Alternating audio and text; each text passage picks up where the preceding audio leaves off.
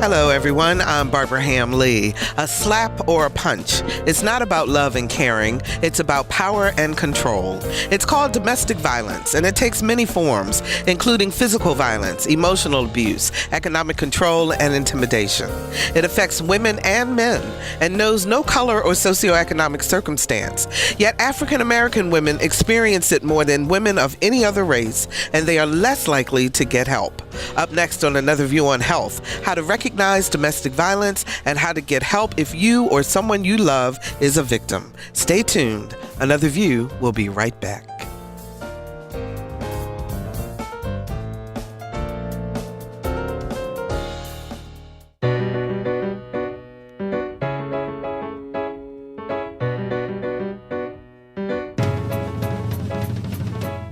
Discussing today's topics from an African American perspective, this is Another View.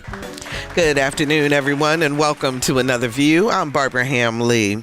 Today on Another View on Health, we're talking about the ugly side of relationships, domestic violence. Here's the Coordinated Crisis Response Hotline if you or someone you know is a victim of DV and needs help. That number is 757-251-0144. 757-251-0144. There is someone available to help you 24 hours a day, 7 days a week. If you are out of our immediate area, they can put you in touch with people who will help you where you are. So what are the signs of domestic violence? If you're a victim, how do you get away? And if it happens once, will it happen again? And why won't victims just leave? Here to answer our questions are Neisha Himes, a survivor of domestic violence and the founder of Girls Recognizing Our Worth, or GROW. Hi, Neisha. How you doing? Hi, good morning. How are you? I'm great. Thank you so much for joining us today. Dr. Mary Kate Andris, President and CEO of the YWCA of Hampton Roads, which provides shelter and services for victims of DV. How are you, Mary Kate? Hey, Barbara. I'm great. Thanks so much for being here. Thanks. And my favorite and the only co-host on Another View on Health, cardiologist Dr. Keith Newby. Hey, Keith. Hey, how are you? I'm doing great. Deep topic, but an important topic today. Of course. Absolutely. Very much so. So I want to start, Neisha, tell us your story. Let's start with your story. Get right in it. Let's just get right in it. And because it is such... it's a moving story, but it is something that happens to so many women and men. And we have to remember that this is not just a female problem, that it Right. can go both ways. Right. But what happened to you? So basically, I'm a native of New Jersey, and I moved here with my son, maybe going on 14 years ago now. And I got into a relationship which would later turn out to be my daughter's father. So I have my son and I have my daughter, and that relationship didn't work out either. So at that time I was maybe like 26 years old. I had 2 failed relationships, 2 children, and I just felt like, okay, what's wrong with me? Like, why didn't these relationships work out for whatever reason? So I was working at a real estate law firm because I've for years just been a real estate paralegal or in the real estate field. And there was a young lady there, a coworker, and she said, I got the perfect guy for you. It's my brother. You guys would make a great match, blah, blah, blah. And I was like, I don't know. I just got out of a relationship with my youngest child's father. That didn't work out. I was still like vulnerable and hurt over that. So she didn't push the issue, but she just let it be known, like, look, I think it would be like a good match. So what happened was months later, she had a birthday party, and I met this person, and we hit it off. And he could dance. He told jokes. He smelled good. He had a good haircut. I was just like, oh, okay. Like maybe just everything was clicking. Just put my little line back out in the water. Like there's other fish in the sea. So at the end of the night, he asked me for my phone number, and I told him no because I said I just got out of a relationship. I don't want it to be like a rebound thing. At this point, it maybe been like 5-6 months later, and I was still just hurt, And he respected that. He's like, okay. So then later that night, I thought about it, and I said, you know what? I'm going to get myself back out there, and he's cute. I'm cute. Like, why not? And so I reached out to my friend, and I got his phone number, and then we began talking, and we began dating, like casually dating. So during the course of us getting to know each other, my ex starts coming back around. I want my family back. how about we work this out? He had been a father to my son, and then we had our daughter, and he's just like, we need to fix this. So the person I was dating found out. Later, he went through my phone, or I don't even know, but he found out, and he was hurt. And he was just like, you have to make a decision. You told me that was over, that was done. So either you're going to be with him or you're going to be with me. So I decided, I had already been there, done that. That relationship had ended for whatever reasons it did. So I said, all right, we'll move forward. Right. But from then on, he didn't trust me. So at that point, in hindsight, looking back, I feel like that was the catalyst to everything. So we decided to start dating monogamously, just, no casual dating. We are together. But then he was insecure, and it was anytime I had any interactions with my child's father, it was just like, or is it something else? Are you really just talking about parenting things, or are you sneaking around, anything like that? And then, as you know, I'm a spoken word artist. Mm-hmm. So those became a source of insecurity. If I'm going to the open mics, who am I writing these poems about? Who are the male poets that I'm friends with? So then the insecurities turned more into control. And knowing what I know now, I know that there were red flags that I ignored or chose to ignore or didn't know were red flags. Like wanting to know where I was all the time. My life consisted of going to work and then being with my kids. And then I didn't have men around my children. So he could only come over and spend time once my kids were in the bed. Mm-hmm. So it was like, if anything, that would be like after 9:00. So we just talked on the phone. But if I'm like putting the kids in the bath or cooking dinner and I missed a phone call, then it's like, well, what were you doing? Who were you talking to? I'm just getting my kids dinner, and that this is their time and I will talk to you after. So then it turned into wanting my time. I don't want you to go to the open mic. We already, we don't see each other enough. So what my free time was, if the kids were with their dad for the weekend, then it's like, no, I don't want you to go hang with your friends. You should come hang with me. And why does everyone else get your time? I don't get the time, or whatever. So knowing all of that, I was just like, he's insecure. I made him insecure. That's my fault. I have to fix it. I have to do whatever I need to do to make him comfortable and confident in this relationship that we're building. So we were together just under 5 years. So for the first year, it was just the insecurities, the control, and the manipulation. And by manipulation, it would be like the gaslighting. Like if he said something that I took offense to, well, you're too sensitive, or I don't know why you took it that way. I'm just, where we came from and why I don't trust you. And, yes, if it was just something like the phone rang 5 times, you should probably answer after 3, because if it rings more than 3 times, then I'm wondering who you're with or what you're doing. So then I would that would drive me crazy. Wow. Yeah. I mean, it even got to the point where if I missed a call and, if you're in a dead area and the service is bad, hey, I didn't get your message because the service is bad here. Where were you standing that the service was bad? Or, why is it that whenever you're at the grocery store, then you all of a sudden can't answer the phone? He's asked me to meet him in the parking lot to show him, like, I could be all the way home. You said you were at Walmart. Can you come meet me in front of your house and just show me the receipt that you was at Walmart?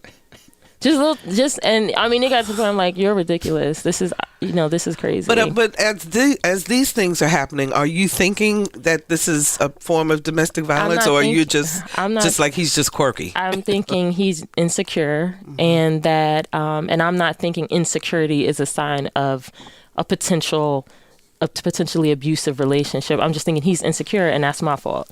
Like that's what I'm thinking. It's my fault because it's my fault he doesn't trust me. So it was just like, I just have to deal with these random questions and weird things. I mean, some of them were asinine. You have a lot of wire hangers in your closet. Usually that's indicative of someone who spent the night in a hotel with someone, someone with a lot of wire hangers. And this is just to show you how off the wall they think sometimes. So, then we started, his insecurities and the control turned into more arguing. And then with the arguing came the verbal abuse. So then it turned into things like, nobody's going to want you. You know, your son's father didn't want you. Your daughter's father didn't want you. You got 2 kids, 2 different fathers, or you just working a dead-end job at, at this law firm. You're not going to be anything more than a paralegal. So these would be in arguments. And then it was always, I'm sorry. And then it got to a point where the verbal abuse and emotional became so much that I started believing these things. You know what? My son's father didn't want me. My daughter's father didn't want me. Oh, maybe who is going to want a woman with 2 kids, 2 different fathers, now going on 27 years old, really just sitting at this desk job? Like, really, maybe he's right. And then it was always, I'm sorry, you made me say that. Or, I just care. I love you so much. And I just can't stand to think about losing you or anything like that. So then the verbal abuse, I mean, it was just outright like disrespect. And I knew it was disrespect. But at that time, I tell anyone who says, why don't you just leave? Why did you just accept that? Mm-hmm. Once they get you mentally, the rest is easy. It's not like an abuser just comes up and punches you in your face and you're like, dang, he's an abuser. I know I got to get out of here. It's gradual, building up to it. So it's the insecurities, it's the control, it's the manipulation. By then you've alienated all of your friends, your family. My family's in New Jersey. My father's here. Most of my family's in New Jersey. So it's easy to tell them everything is okay. It's easy to tell my father, I'm fine, when they're not around me every day. They don't see it. And when did it turn physical? It turned physical the last year and a half. So at this point now we're dating. We're 3.5 years in. So it's now emotional, verbal. It became a point where I was in a very financially difficult situation and I lost the place that I was living in. So I made the decision and I sent my children to live with my daughter's father, who also lives in Hampton Roads. So for me, it was just, I knew they were going to be safe. They would have a home, breakfast, things like that, schooling. Nothing had to change for them. And for me, everything changed. So my day consisted of, by then I was working at a mortgage company, and my day consisted of getting up in the morning, going to my ex's house. He has a whole girlfriend, so going there and getting my kids breakfast, sending them off to school, going to work, getting off work, going back there after work, doing homework, dinner, bath time, leaving and finding somewhere to sleep. So my boyfriend at the time, the abuser, he thought that I was staying at a girlfriend's house this whole time. I couldn't tell him that one night it might be my car, that Red Roof Inn became my best friend, that I was sleeping on different friends' couches, garages, just anywhere I could find to sleep. And it got to a point where I was spending so much time trying to find somewhere to sleep and just to spend $100 a night in a quick little inn that I was wasting more money than I was saving to get my place back. Mm-hmm. So he said, he thought I was paying my friend rent. So he was like, not knowing I was finding various places to sleep. He said, why don't you come stay with me? Just save your money. So I didn't have anywhere to go. And now, knowing what I know now, I'm very close with my family. If I wasn't embarrassed about what was happening, and if I would have opened up and told my mother, they would have let you come back home. Right. I could have easily went back to New Jersey, or even my family and friends here. Like, nobody knew what was going on because I was ashamed. So it was like I suffered out of shame and humiliation, and then it just ultimately made things worse. So I moved in with him. All the other forms of abuse are happening, and then it turned physical. The first time he hit me, it was over an accusation that I was sleeping with somebody, and we started arguing. I said, I'm over it. I'm tired. I'm not dealing with it. He snatched a pillow off the bed, and I laugh now and I think, oh wow, pillow. But it was the beginning of everything, beginning of the end. And he hit me so hard, I fell off the bed. And I'm from Jersey. I jumped up and I squared up. I said, what we doing? We here? This what we doing? But yeah. I was so hurt.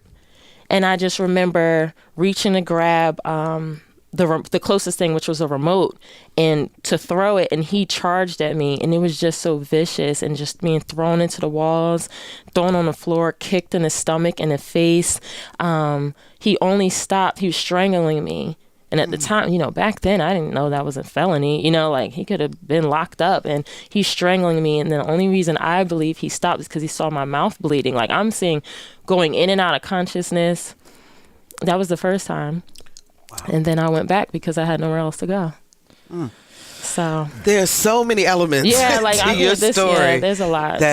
So Mary Kate, when you hear this, and I saw you nodding your head a lot of times, I mean, the people that you serve, and in full disclosure, by the way, I am the chair of the board for the YWCA, so I want to make sure people understand that I do have an affinity for this group. Yes. But when women come to our shelter, a lot of the things that Neisha was talking about, is that what you hear? Yeah. And we could have had Neisha come to our shelter when she had no place to sleep. Yeah. Because she was in what we call imminent danger.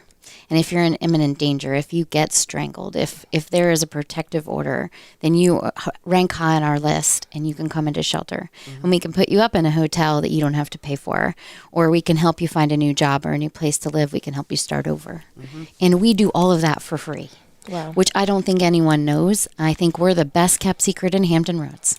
We're the YWCA, and we provide services for free for domestic violence, sexual assault, human trafficking, and stalking. Mm-hmm. And so that number you read before, that's it. That's where it starts. It's 24/7, any time of day. We've got somebody, a nice voice to answer the phone. And if you're listening to the show right now and you're relating to Neisha's story, the number is 757-251-0144. Reach out, call. Neisha, you have a website for G.R.O.W. Yes. And in Newport News, you are helping women also, right? Your group. Tell us about it. So about G.R.O.W.? Yeah. So G.R.O.W. is it stands for Girls Recognizing Our Worth, and it's a 501c3 nonprofit organization that I started. It's registered here in Virginia and also in my home state of New Jersey. And I started it because once I started telling my story, people started reaching out to me for help. And at the time, I was still working in real estate, and I was trying to get out of real estate and move over into like the shelters, things like that. So either they weren't hiring, or I didn't have the right degree, or what they were hiring for just wouldn't have been enough to I couldn't leave my job for it, Mm-hmm. So I still had this thing where I was just like, I need to help. I need to do more. So I started my nonprofit, and basically G.R.O.W. One day, God willing, I know we'll have a building, but it's to connect people to the resources. So sometimes I'll have women who will contact me who don't know about the YWCA, like I didn't know about it, so I'll contact them, or I know the YWCA has support groups like every Tuesday, and the men's groups first and third Wednesday. So it's like connecting them to the various resources. And also they may say, I don't have clothes, I don't have food. So I'll get them clothes, or I'll get them food, or get them to a job fair, help them with resume writing or things like that. Mm-hmm. So G.R.O.W. is just, I'm so happy to be able to meet people like. One thing I noticed on your One thing I noticed on your website is an escape button. Yes. Talk to me about that. And you have that Yeah. also on the YW website. What's that about, ladies? It's if a woman's looking for, or a male, because it can go both ways. If they're looking for help and then their abuser happens to walk up behind them, what are you looking for? You hit that escape button. For me, it'll take you to a completely different website. It takes you to weather.com. Like as soon as you hit it, it takes you to a completely different website, because it's one of the most dangerous times is when a woman is trying to leave that relationship, and it's scary. You have to do safety planning. You have to do all these things. To that point, though, our busiest days of the hotline are not Saturday evening at 2 a.m. It's Monday through Friday, 9 to 5. Because he's at work and she's at home. Right. Or she's at her job and he's at his job. Right. And she can safely call from her car, from her cell phone on her lunch break. So we're really busy. Our busiest time is between 9 and 11 on Monday mornings. Wow. Because it's been a rough weekend. And she's like, I'm going to do it. I'm going to call. This time's the time. Right. One of the issues I'll bring up, I heard you say a couple of times that you felt like, I don't know if he made you feel like it was your fault, or you felt like it was your fault. The one thing I can tell you, and I'm not a psychologist, I'm a cardiologist, but you find in cardiology you have to be both. But this guy had issues well before you. I mean, I think you probably realize that by now, but I want to make sure the listening audience hears that. you can't make him insecure. He can only make himself insecure. Now, I would only imagine there's something happened in his life that started that process up, way back, maybe he was a kid, whatever, but to hear your kind of thing, that's the hook, he gets you feeling guilty, and that's when you put up with a lot of that, because it makes you feel like you're the one that was at fault. But that always seems like that's the start, is the hook. But I guarantee you this was, and most people, when you think about when you first get into any relationship, everybody's on their best behavior. Absolutely. Everybody's like, this is a brand new thing. So, the trigger, he had to find a trigger point that was going to guide him down the path he wanted to go down anyway, which is the control piece. And I think that had nothing to do with your issue with the kids. Because most of us that are men, we realize if you have a child with somebody else, there's going to be interaction. There's no way there can't be. But I think that trigger point was what he needed to start the process up. Last week we had Onika Daniel, and we did a story on her, and we talked about her book, The Holiday Boys. And Onika, thank you so much for joining us today. Thank you for having me. And Onika, you also had an issue with domestic violence, correct? Yes. Can you talk to us about it? Yes. I really would like to piggyback on what Neisha said. Basically, mine started off with the verbal.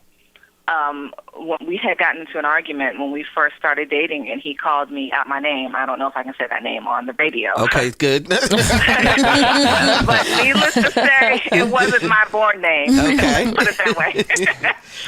So I made an excuse for that. I said, okay, well, he had a bad day at work. So that basically trickled it to the physical. Like, once he was able to call me that name and I accepted it, every argument from then, I was always that name, or much worse. Right. And then you get to the part where you're embarrassed to tell your friends. You're ashamed. You're humiliated. Because, like what Neisha said, I had more than one child as well.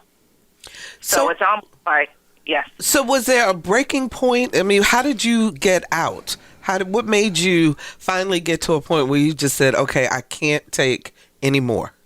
Well, it came to the point where he started to choke me, and at that point I was 90 pounds and he was 250. And he was 6'1" and I'm 5'4". So it came to the point where I was scared to come into my home. There was a time when I was dragged from one end of my home to the other end of my home. So I was scared to death. And I said, you know what? I had to tell my mom. The point that changed everything was when I told my mother. I had hidden this from my mother for 13 years. So I knew I was done when I told my mom. And I've heard several young ladies tell me the same thing, that when they told their mom, that was the time when they knew, okay, I can't go back now, because now my mom knows. So So once I told my mother, and I'm an only child, y'all, so that was huge. So when I told my mom, that was the point when I said, okay, help me. And what did she do? How did she help you? She introduced me to a young lady. Her name is Sanu Jang. And she works as the executive director at Transition Family Violence Services. Okay. So she got you help and was able to encourage you to move forward. Yes, and that changed my life. It truly did. I don't want to get emotional. I know. Thank you for your story. Yeah. And most people, they can't do it alone. That's what it's about, right? And it's that friend at work who notices that you're removing yourself from the lunch table. You're eating lunch in your car every day, or you're coming into work late, or you look like a hot mess. And it's that person who can speak out, that person who you can rely on and you can confide in, whether it's your mom or whether it's just your friend. Right. Because you have pulled yourself out from everyone. You have alienated yourself. You're embarrassed. And so that help is important. Let me ask you this also, because we got some feedback from the story we did with you last week. Tell us your website, because folks want to get your books about the boys. And so is it The Holiday Boys? Yes. .com? Okay, so exactly. So that, because I put on Facebook holidayboys.com and it didn't go where it was supposed to. So you got to put the V. Well, before we let you go, what advice would you give to someone who maybe they're in the beginning of a relationship and that gut thing is just fluttering every now and then, but they're kind of ignoring it? What would you tell them? I would say that inside feeling that you feel, do not ignore it. You are not alone. The key is knowing that there's someone else that is experiencing the same thing that you're experiencing. There are resources out there. Mm-hmm. There are resources out there. You're not alone. Do not stay for your children because, believe it or not, they see. Mm-hmm. They know what's going on. Mm-hmm. Mm-hmm. Absolutely. Thank you so much, Anika Daniel, joining us from Newport News. We appreciate it. Thank you. 440-2665 or 1-800-940-2240 are the numbers to call to join our conversation. If you're just joining us, we're talking about domestic violence with Neisha Himes, a DV survivor and founder of Girls Recognizing Our Worth, or GROW, and Dr. Mary Kate Andris, president and CEO of the YWCA Hampton Roads, which provides shelter and services for victims of domestic violence. If you need help, call the Coordinated Crisis Response Hotline at 757-251-0144. I always wonder what the trigger points are for that in terms of growing up, or things that you may see. I mean, when I was growing up, my mother was very strict about men hitting girls. I mean, I think my sister and I used to argue all the time growing up, but I mean, that was never an option for me, and I wanted to whack her a couple times, when I was growing up, but it was one of those, she had it so ingrained in my brain that you just don't hit women. I don't care what the situation, you walk away. So when I hear this story with this guy that's putting all this onus on you, that everything is your fault, in my mind, I'm like, if I can't trust you, I don't need to be with you. Right. But I'm not going to sit there and continue the relationship and then blame you every 5 seconds for what's going on. So, does anybody know what trigger points that you've heard or seen maybe happen in a man's life that would drive him for that control factor? Sure. It's previous violence, right? Mm-hmm. Maybe it's sexual assault or sexual abuse as a child. Maybe they saw their dad hit their mom.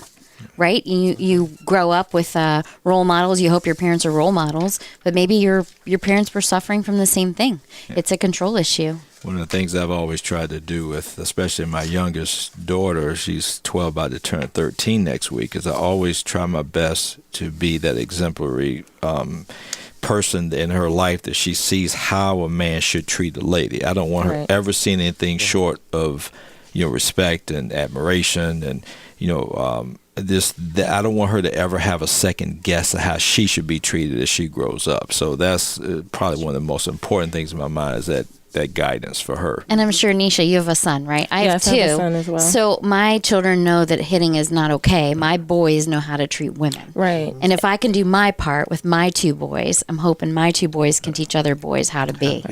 And I'll say, I grew up in a home. I grew up in a 2-parent household. I have 3 sisters, and we didn't see that or anything like that growing up. So I also think that there had to be something with me where at some point I lost what my worth was, like whether it was the failed relationships or anything like that. And that's not to blame myself, but I just accepted that behavior. I thought that, I wasn't worthy of anything other than that at the time. Well, and I mean, there are some cultural mores within the African American community too that I'm wondering are contributing sometimes to women not being able to, or accepting this more than they would. One being the church, and all the research that I was reading and so forth, they were saying that there's this guilt of once you get married, you stay married, and that you should not leave. That sometimes that if you have pastors who counsel, that you're counseled to stay and work it out, things of that nature. The whole idea of women who call their men daddy. Okay, so if daddy hits me, that just means he loves me. Right. That whole situation. What do you think about that? I remember speaking to a woman, and as far as I know, she's still in the relationship, and I'm talking to her, and she said, "I can't leave. I'm a Christian." You know, she said, I talked to my pastor. He's agreed to talk to us and counsel us both. I don't necessarily agree with the counseling together. Like, he needs counseling. He needs to fix whatever is going on in him. And if the woman is the abuser, the same with her. But she wouldn't leave. She said, I took vows. And I'm just like, you know, you're going to take those vows with you to the grave, literally. Yeah, literally. And the other thing about the dual counseling too, I mean, that could put more strain on the relationship, because that person who's trying to get control, right, and then you'll just get in trouble later. Like, well, why did you say that? Absolutely, our phones are lit up, so let's go to the phones. Vanessa joins us in Williamsburg. Hi, Vanessa, you're on the air. Good afternoon. Good afternoon. So I just got in the car and was pleased to finally hear a good show about something that has been a part of my life. When I was a child growing up, from the moment I was born, my father beat us like no end. And speaking from the point of a child, my mother, who I love dearly, but my mother stayed for 13 years. And it got to the point that my sister and I were like, leave him. We are better off without him when we got to the age that we could understand what was going on. Mm-hmm. And it was, you know, she didn't want to split up the family. She didn't know what she was going to do, how she was going to make a living. And the only reason that we left is because he told us to leave, because he had found somebody else. Wow. And I can tell you from firsthand witness that, you know, being beaten by your father, watching your mother being beaten, your children see it, your children live it, your children it will be a part of their life for the rest of their life. My motto in life, I am very fortunate that these incidences happened at good I was at good stages in my life when I recognized that my father was a dangerous person, instead of, you know, somebody that I don't personally have a relationship with now, because I choose not to. And my personal motto in my life, which I actually have tattooed on my arm, and this is going to give away who I am, is all who have done me wrong have only taught me what not to be. Wow. And I learned by my father how much it hurts to be beaten and belittled and betrayed, that I won't do that to another human being. Want to respond? Well, one, thank you. This is Neisha, by the way. Hello. Yeah. Thank you for calling, and I appreciate that, and I agree. And I'll say, for me, being in the relationship with this person who's not my children's father, I never had him around my children. And so imagine dating someone for 5 years and not having them around your children. And I had to have known something was wrong. But years later, my son told me he still knew something was wrong. Like, he still knew. He could tell the woman I was then, completely different now. He said, you were always sad. You were like broken. So I imagine the children being in that household, seeing that. And I have friends who are advocates, and they grew up watching their mother go through it. And there are guys who watch their mother go through it. They wound up resenting women. He, you know, a good friend of mine, he said he wound up hating his mother because he didn't understand why she just won't leave, why, and just keep allowing them to bear witness to it and deal with the trauma of it. So I applaud you, you know, for making that your motto and using it to be better. Vanessa, thanks so much for the call. We appreciate it. Mary Kate, when children come into the shelter, because we do take children also, do they talk about what they've seen or what they've heard, or they just kind of give us a sense of what that's like? And what's wonderful about recently, we've just added some children's counselors to our repertoire. You know, we did a lot of adult counseling, and we had a lot of adults talking about their childhood experience, but now we actually have licensed counselors who work with children. And we actually have play therapy rooms, and we have puppets, and we have clay, and we have an easel to draw on. And we do that, you know, talking and explaining and showing us and demonstrating what happened in your house if they want to talk about it. And we work with those kids to get through it. So, yeah, we have counseling in the shelter, and we have counseling at the office for children who have experienced this violence. And going on. Let's see. Who are we going to? Let's talk to Art in Chesapeake. Hi, Art. You're on the air. Hello. Thank you for taking my call. I wanted to know how to approach a loved one or family member that you believe is involved in domestic violence without having them to put up a brick wall and not receive what you say. Okay. We're going to get some great advice for you on that one in just a moment. Mary Kate, you want to start? And then Neisha will go to you. It's difficult, right? So you don't want to alienate who it is. You can talk to them privately. You can tell them that there are resources out there. You can just give them our phone number and let them call when they're ready. I've had a number of friends, honestly, who have come to me and said, it's time, I need to make that call. And so to be able to have that phone number, we have these little cards that we hand out to everybody, and I carry them in my purse. And if there's someone who I think might need our services, I hand them a card because that phone number is on our card.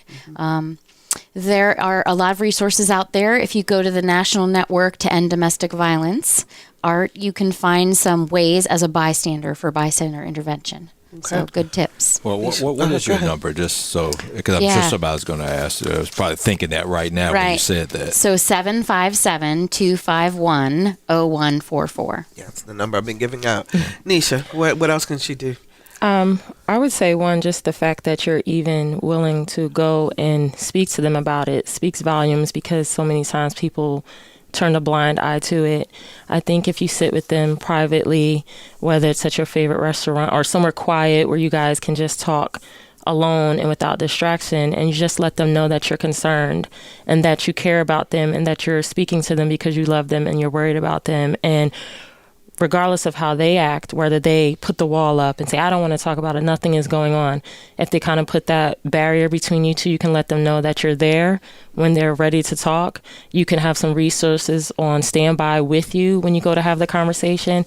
And if they do choose to open up to you, just not to be judgmental, because so many times people say, well, why don't you just leave? Or I don't understand, and there's just so many reasons why someone won't leave. So I would just say, just to go there with that open heart and just to be non-judgmental and just to listen and hear them out.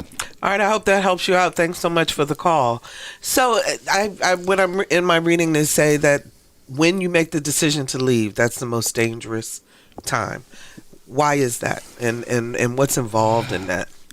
Because they're losing control, and losing control, that's a no-no for them. And it's, what can I do to keep her? And if she's gone, if she leaves me, I have her under my control. She or he. I don't want to just make this about women. Right. But once she makes the decision to leave, that's them losing the hold. And so what can they do to get control? If she's dead, she's not going anywhere. If I can't have you, nobody else can. So you have to create a safety plan. There's so many people who, by that point, when they're ready to leave, they're completely financially dependent on this person. They may have alienated everyone. Their family members and their friends may have been tired of them always going back, so they can't turn to anyone. So, did you safety plan before you left? Yeah. No, what happened was, and you kind of touched on it, you said a friend or somebody notices at work. I had a coworker approach me. She told me that I left my trunk open in my car, and we at the time parked in a public parking garage in downtown Norfolk, and everything was in my trunk. And she said, what, are you living out your car? And I just broke down. So that's when I told her, so I didn't safety plan. Yeah, I think the safety plan is really important. Okay. And again, we can help you through that on the hotline when you call. Can you give us an idea of what a safety plan is? Yeah. A bag under your bed, right? That bag under your bed has an extra set of clothes, extra bra, extra underwear. It has some cash. Mm-hmm. It potentially has your ID. You're carrying your ID on your person, but you want to make sure you have your passport, you have your social security card, because those are things you need to start over. Mm-hmm. You have an extra set of car keys. You have maybe a burner cell phone, right? Not a phone he can track, a phone that is independent of anything that you have, a phone you activate with dollars and cents. Cash is key, not credit cards, because cash can't be followed. I mean, I know this sounds dramatic, but even if you can get yourself out of there for a day or two, and you can be gone out of his or her sight and view, you can start over. It gives you the courage to start over. And you literally will be starting over. Yes. You will be. When another bank account is not a bad idea. Right. Having financial independence from your abuser is really important because they can control anything that has both your name and their name on it. They can take all the money. Same with credit cards. They can shut the credit cards off. That's why cash is so key. Mm-hmm. Mike joins us from Chesapeake. Hi, Mike. You're on the air. Hi. How you doing? Okay. Yeah, I was just listening to your program, and domestic violence is huge for me. I actually worked in another state in law enforcement, and I grew up studying law enforcement. So I have a male perspective, actually, of being a victim and seeing another victim of domestic violence. Okay. So you were a victim of domestic violence yourself? That's correct. Correct. Can you tell us a little bit about it? Are you comfortable with that? Yeah, absolutely. It's a little weird, to be honest, but yeah, I'll go ahead and tell you. I'd like to. From a male perspective, it's really different because I grew up in a not so stable kind of work environment growing up. And from my experience, when I first got into contact with essentially who was my abuser, I didn't register it as my abuser because I guess from the way I grew up and being quote unquote masculine, a lot of the times guys are like, hey, we can kind of punch each other, insult each other, do all these things, and you won't really recognize it. You kind of brush it off.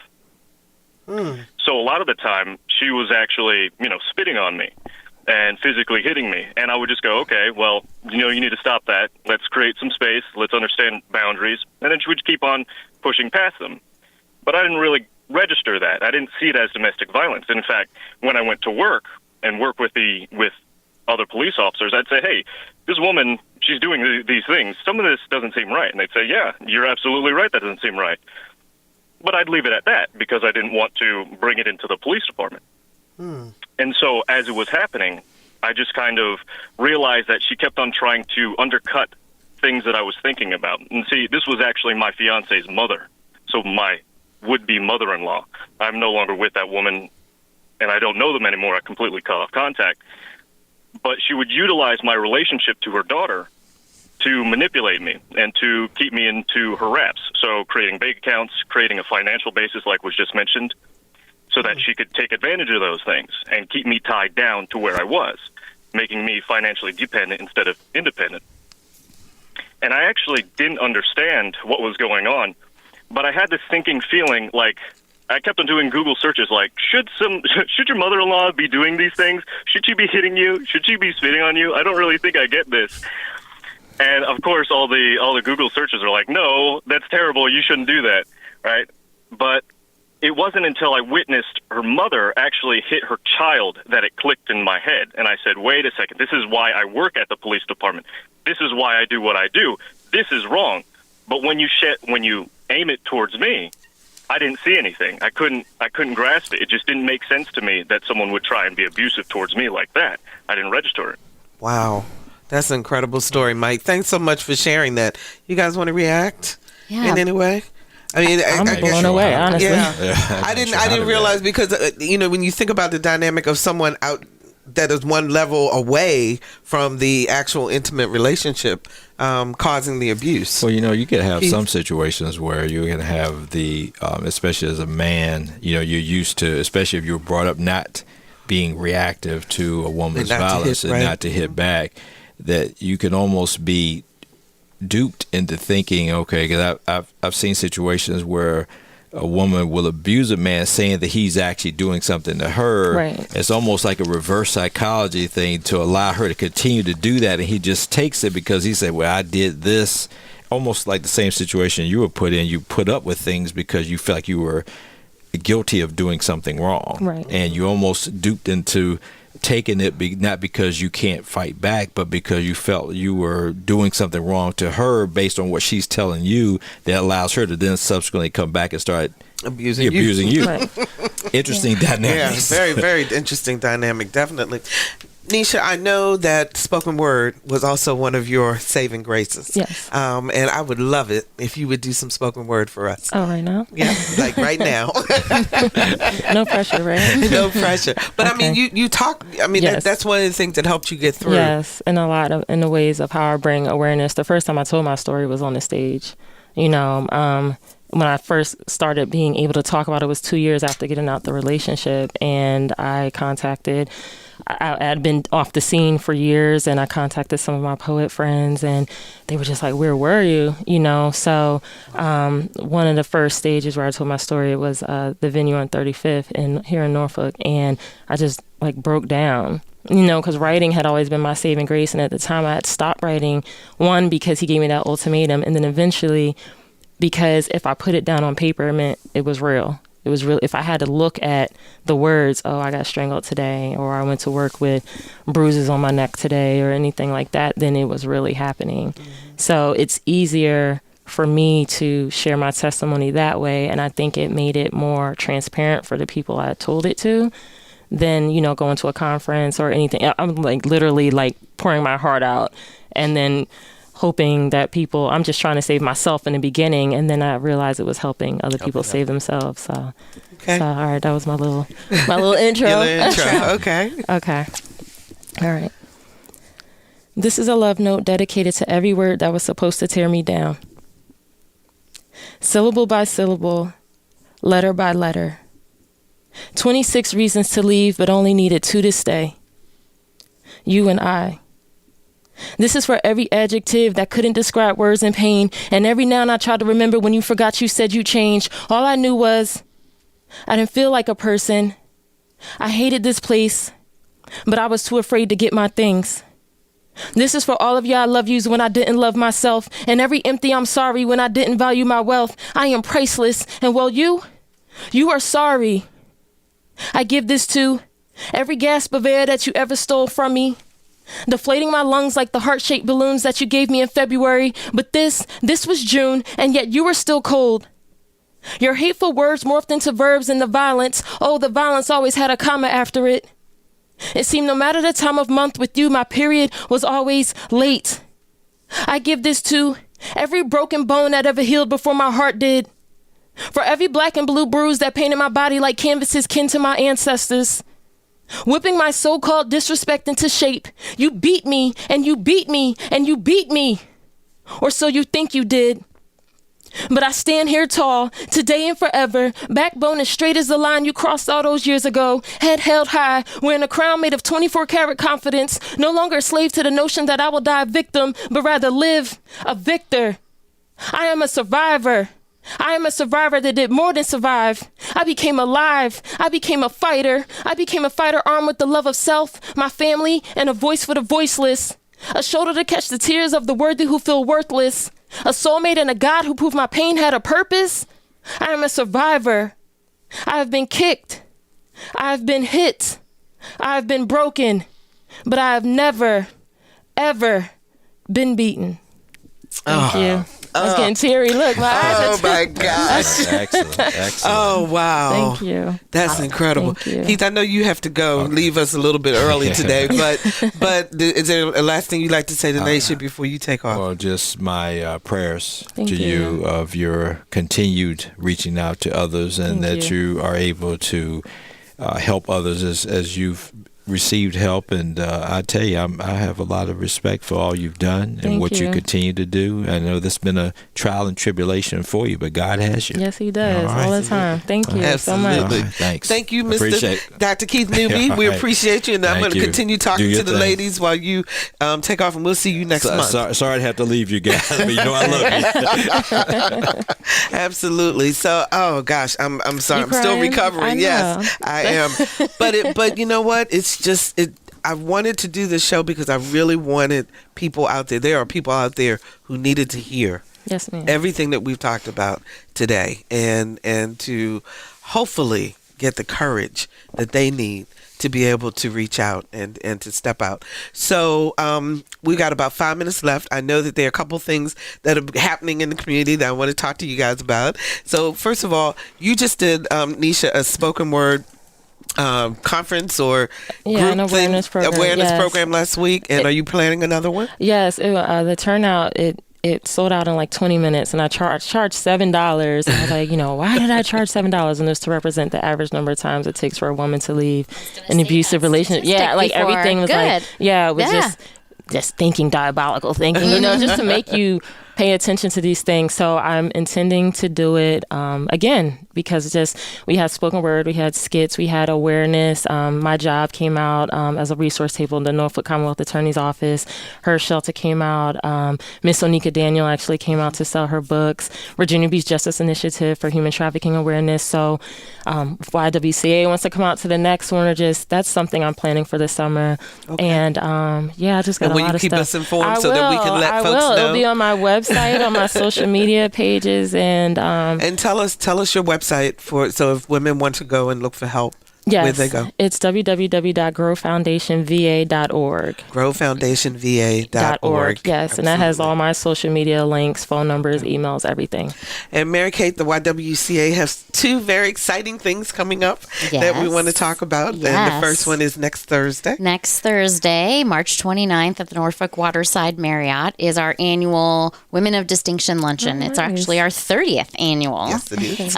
We've, over 30 years, have honored more than 300 women who make a difference in our community, whether they're eliminating racism, empowering other women, promoting peace, justice, dignity, freedom for all, whatever it is, they're shattering the ceiling. And so we're so excited to honor those women. And you can go to our website to get tickets, which is www.ywca-shr.org. Yes, absolutely. And we also have another thing where we're going to have some men walking around in high heels. We are. Coming up. Yeah. And, we didn't talk today about sexual assault, but April is Sexual Assault Awareness Month. And so that often has a lot to do with domestic violence. Men and women who are married can steal sex from those that they are married to. So sexual assault is real. It's as real in a domestic violence situation as it is, Absolutely. Anywhere else. And so on Thursday, April 5th, we have a kickoff party at O'Connor's Brewery, and that's at 5 o'clock. And the Tides, the Norfolk Tides baseball team men, are going to be there in heels, pouring beer. Oh my goodness! Walking for Walk a Mile in my shoes. Walk a Mile, Yes. and then later in the month, Friday, April 27th, is Walk a Mile in Our Shoes, where men wear heels to raise awareness. And Greg will be there. Greg Underwood, our Commonwealth attorney, every year he is there in his red heels. Absolutely. And so we look forward to that, to really raising some awareness in our community. Okay, so in less than a minute, one tip, something you want to tell women or men if they are a victim of domestic violence. Call our hotline. Tell the number again. 757-251-0144. Call the hotline. Everything is free. We will help you with whatever it takes, and very confidentially. Yes. Absolutely. Neisha. Talk to someone, whether you call a hotline, talk to a trusted friend, an individual. You can't get help if you keep it to yourself. So know your worth. Anything that costs you your peace is too expensive. So you need to go out there and get you your peace back. Fantastic. And your kids are doing well? Yeah, they're great. Oh, Get on my nerves, but they're great. They're great. Okay, so that's the YWCA-SHR.org or growfoundationva.org. growfoundationva.org. Thank you so very much, ladies. This has been such a helpful note. And if you are out there and if you are thinking about leaving, if you even have a question as to whether this is happening to you, now is the time to call that number, 757 251 0144. 251 0144. We'll be right back.